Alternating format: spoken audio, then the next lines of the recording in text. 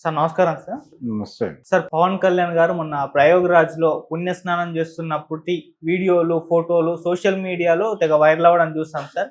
అయితే దీన్ని కొంతమంది మార్ఫింగ్ చేయడమో, లేకుంటే బాడీ షేమింగ్ చేయడమో ఆయన పైన ఇలా చేసి రకరకంగా మీమ్స్ క్రియేట్ చేసి సోషల్ మీడియాలో ట్రోల్ అయితే చేశారు సార్.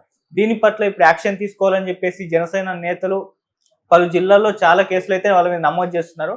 మెయిన్‌గా ఇదంతా కూడా వైసీపీ వాళ్ళే చేయించారని చెప్పేసి కూడా వాళ్ళు ఆరోపించడం కూడా చూస్తున్నాం సార్. మరి ఇప్పుడు వైసీపీ అంటే గవర్నమెంట్ ఎలాగో కూటమి గవర్నమెంటే ఉంది కాబట్టి వైసీపీ ఎవరెవరైతే ఈ విధంగా చేశారో, ఈ విధంగా ట్రోల్ చేశారో, మార్ఫింగ్ చేశారో వీళ్ళందరిపై యాక్షన్ తీసుకునే అవకాశం ఏమన్నా కనిపిస్తుందా? మరి ఎంటైర్‌గా ఈ ట్రోలింగ్ కల్చర్ పైన మీ ఒపీనియన్ ఏంటి సార్? ట్రోలింగ్ కల్చర్ అనేది ప్రతి పార్టీకి కూడా ట్రోల్ సైన్యాలు ఉన్నాయి. ఎవరు ఖాళీగా లేరు. రిక్రూట్మెంట్లు జరుగుతున్నాయి ఆ ఏరియాల్లో.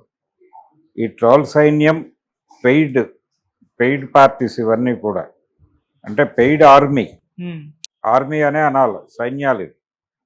వీళ్ళు వాళ్ళకి ఇస్తున్నటువంటి డబ్బులకి న్యాయం చేయటం కోసం తమ నాయకుడి మీద ఎవరైనా ఏం మాట్లాడినా అది పాజిటివ్గా అంటే కొంచెం వ్యంగ్యం జోడిస్తే చాలు.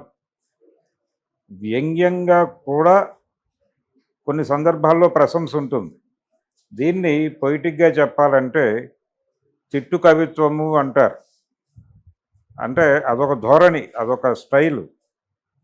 ఆ స్టైల్ వీళ్ళకి అర్థం కాక నిందాస్తుతి అంటారు. నిందాస్తుతి అంటే నిందలా అనిపించే స్తుతి. ఆ నిందాస్తుతి ఇలాంటి వాళ్ళు వింటే ఇది నిందేనేమో అనుకుని దాడి చేసే సందర్భం. వాడు పొగుడుతాడు, పొగట్టం కోసం నిందలాగా పొగుడుతాడు. అదొక వెరైటీ, అదొక రూపం, సాహిత్య రూపం. అది వీళ్ళకి అర్థం కాదు. అర్థం కాకుండా దాడికి దిగిపోవచ్చు. ఇంత ప్రమాదాలు ఉంటాయి ట్రోల్ సైన్యంతో. వాళ్ళ ఉద్దేశం, వాళ్ళ టార్గెట్ ఒకటే, ప్రతిరోజు ఒక కంటెంట్ ఏరుకోవాలి. ఈ కంటెంట్ అంటే వాళ్ళు ఏ నాయకుడికైతే పనిచేస్తున్నారో ఆ నాయకుడి గురించి ఎక్కడ ఏం మాట్లాడుతున్నారు, ఎవరెవరు ఏం మాట్లాడుతున్నారో దాన్ని ఎంపిక చేసుకుని వాళ్ళ మీద దాడి చేయాలి. ఇన్ని దాడులు చేశాం మేము అని చూపిస్తే వాళ్ళకి డబ్బులు వస్తాయి. ఇది జరుగుతోంది. ఇందులో భాగంగానే ఈ ట్రోల్ సైన్యాలు పుట్టి ఆ ట్రోల్ సైన్యాలు ఈ కార్యక్రమాలన్నీ నిర్వహిస్తున్నాయి, ఈ యుద్ధాలు నిర్వహిస్తున్నాయి. ఈ ట్రోల్ యుద్ధాలు జరుగుతున్నాయి. ప్రపంచ యుద్ధాలు జరుగుతాయా లేదా సంబంధం లేదు, కానీ ట్రోల్ యుద్ధాలు జరుగుతున్నాయి. మీమ్ యుద్ధాలు కూడా జరుగుతున్నాయి. మీమ్స్ గాడ్ అని చెప్పి బ్రహ్మానందం గారికి ఒక పేరు పెట్టారు ఈ మధ్య. అవును. మరి ఆయన ఏమైపోవాలి? ఆయన్ని ఎంత ఇష్టం వచ్చినట్టు వాడేసుకుంటున్నారు కదా. బాడీ షేమింగ్ ఏమిటి, రకరకాల షేమింగ్ చేస్తున్నారు ఆయన. అలాగే జగన్మోహన్ రెడ్డి మీద కూడా అనేకం చేశారు కదా. ఆయన్ని ఇమిటేట్ చేస్తూ ఒక లైవ్ క్యారెక్టర్ని డిజైన్ చేసి కొన్ని వేల వీడియోలు తీశారు కదా తెలుగుదేశం పార్టీ గెలవాలని భావించినటువంటి ఆ వర్గానికి చెందిన వాళ్ళు. మరి వాళ్ళ సభ్యతా సంస్కారాలు ఎక్కడికి పోయినాయి? జైల్లో ఉంటే జగన్ ఎలా మాట్లాడతాడో కూడా వీడియోలు తీసి ఒక డమ్మీ క్యారెక్టర్తో చేయించి పెట్టారు కదా. మరి ఆ సంస్కారం వీళ్ళు చేసేది సంస్కారం కాదు. వీళ్ళు బాడీ షేమింగ్ చేశారు అనుకుందాం, చేయటం తప్పే. ఇది తప్పైనప్పుడు అది కూడా తప్పే కదా.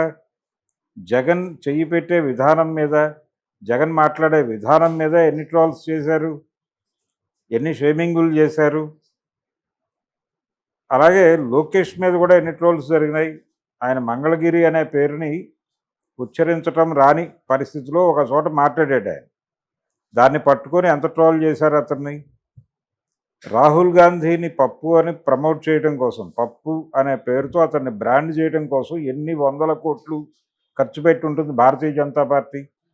లోకేష్ని పప్పుగా బ్రాండ్ చేయడానికి వీళ్ళంత ఖర్చు పెట్టి ఉంటారు, జగన్ సైన్యం. ఇవి జరుగుతాయి. ఇవన్నీ జరపటం కోసమే రెండు పనులు ఉంటాయి ట్రోలర్స్కి. ఒకటేమో తమ నాయకుడి మీద ఎవరైనా మాట్లాడితే వాళ్ళ మీద తక్షణ దాడి చేయటం ఒక ప్రోగ్రాం. రెండో ప్రోగ్రాం ఏంటంటే తమ ప్రత్యర్థుల్ని ఎక్కడెక్కడ రెడిక్యూల్ చేయడానికి అవకాశం ఉంటుందో అక్కడ ఇమ్మీడియట్గా రెడిక్యూల్ చేయాలి, అపహాస్యం చేయాలి. వాళ్ళు చేయకపోతే వాడు ఉద్యోగం సరిగా నిర్వర్తించినట్టు కాదు. వాళ్ళు మనల్ని ఈ నెలలో 30 సార్లు రెడిక్యూల్ చేశారు, మనం కనీసం 20 సార్లు కూడా చేయలేకపోయాం అని చెప్పి వీళ్ళ వీకెండ్ సమావేశాలు, మంత్ ఎండ్ సమావేశాల్లో రివ్యూలు ఉంటాయి. అందుకని వీళ్ళు ప్రోగ్రామ్గా చేస్తారు, ఫోకస్డ్గా చేస్తారు. అట్లా పవన్ కళ్యాణ్ ఇప్పుడు కేసులు పెట్టే ప్రయత్నం చేస్తున్నారు. కేసులు పెట్టడం అనే కల్చర్, అంటే సోషల్ మీడియాలో పోస్ట్ పెడితే ఇమ్మీడియట్గా కేసు పెట్టడం. ఈ కేసులు కూడా ఎలా పెడుతున్నారు, మన రామ్ గోపాల్ వర్మ గారు చెప్పినట్టు ఒక 7-8 ప్రాంతాల్లో పెట్టించేస్తారు. పార్టీ క్యాడర్ ఉంటుంది కాబట్టి. ఈ 4 పోలీస్ స్టేషన్లు 5 పోలీస్ స్టేషన్లు రాష్ట్రానికి 4 చెరువులా 5 చెరువులా ఉండి వారందరూ వారి వారి గ్రామాల్లో ఒక పిటిషన్ పడేస్తారు, ఒక కంప్లైంట్. ఆ కంప్లైంట్ మీద వాళ్ళు విచారణ కోరేలాగా వీళ్ళు మోటివేట్ చేస్తారు.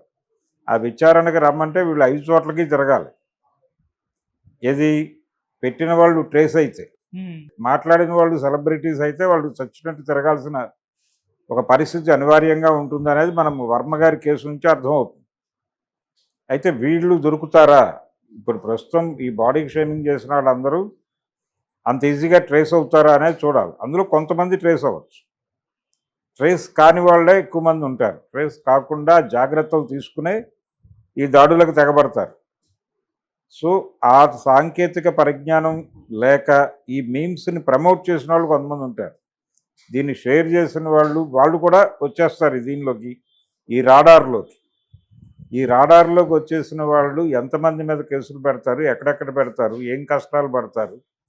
ఈ ప్రోగ్రాం అయిపోయిన తర్వాత వీళ్ళు బయటకు వచ్చి ఇది జరిగింది అంటే, కొంతమంది జర్నలిస్టులను కూడా గతంలో అరెస్ట్ చేశారు చంద్రబాబు నాయుడు గారి టైంలో. గుంటూరుకు చెందినటువంటి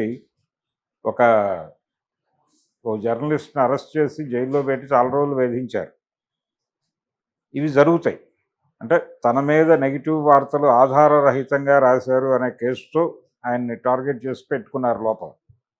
ఇవి జరుగుతాయి. ఇవి జరగవు అని అనుకోవటం లేదు. కానీ ఈ ట్రోల్ సైన్యము వీళ్ళందరూ కూడా రేపు, అంటే మొన్న జగన్ అన్న మాటే రిపీట్ చేస్తారు వీళ్ళు. ఓకే, మా మీద కేసు పెట్టారు, బాగానే ఉంది, రేపు రాబోయేది మా రాజ్యమే, మేము అప్పుడు మా దగ్గర ఈ కంటెంట్ కూడా ఉంది అంతా, మీరు మా మీద ఎన్ని చేశారో ఆ కంటెంట్ ఉంది మా దగ్గర, మా ప్రోగ్రామే అది కాబట్టి, సో ఆ కంటెంట్ మీద మేము కూడా కేసులు పెడతాం, ఇప్పుడు మీరు పెట్టండి అప్పుడు మేము పెడతాం. అంటే ఇది నిరంతర ప్రక్రియగా నడుస్తూ ఉంటుంది అనేది అర్థం అవుతుంది. ఇది తప్ప దీనివల్ల సాధించేది ఏమి ఉండదు. దాన్ని వదిలేస్తే బెటర్. అది జరుగుతుంది, వీళ్ళు చేశారు వాళ్ళు చేస్తున్నారు. ఇది నిరంతర ప్రక్రియ. ఇరు సైన్యాలు మోహరించున్నప్పుడు యుద్ధంలో యుద్ధనీతి ఉంటుంది తప్ప ఇంకో నీతి ఉండదు. యుద్ధనీతి ప్రకారమే యుద్ధం నడుస్తుంది. యుద్ధనీతిని ఇంకో నీతితో సమీక్షించడం అనేది కుదిరే వ్యవహారం కాదు. దీన్ని యుద్ధంగా ప్రొజెక్ట్ చేయడానికి వాళ్ళకి భయం, ఇబ్బంది. అవతల వాడికి ట్రోల్ సైన్యం ఉందంటే మీకున్న సైన్యం ఏమిటి అంటాడు వాడు. ఇది జరుగుతోంది. మాకు అభిమానులు ఉంటారు, మీకు సైన్యాలు ఉంటాయని మాట్లాడతారు.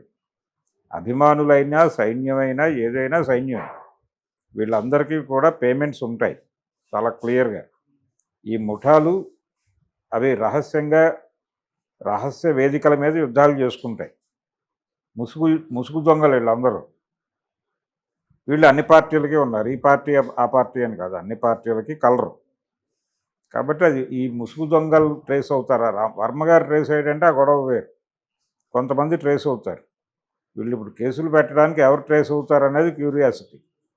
మంచిదే, కల్చర్ని ప్రమోట్ చేస్తున్నట్టుగానే భావించాలి.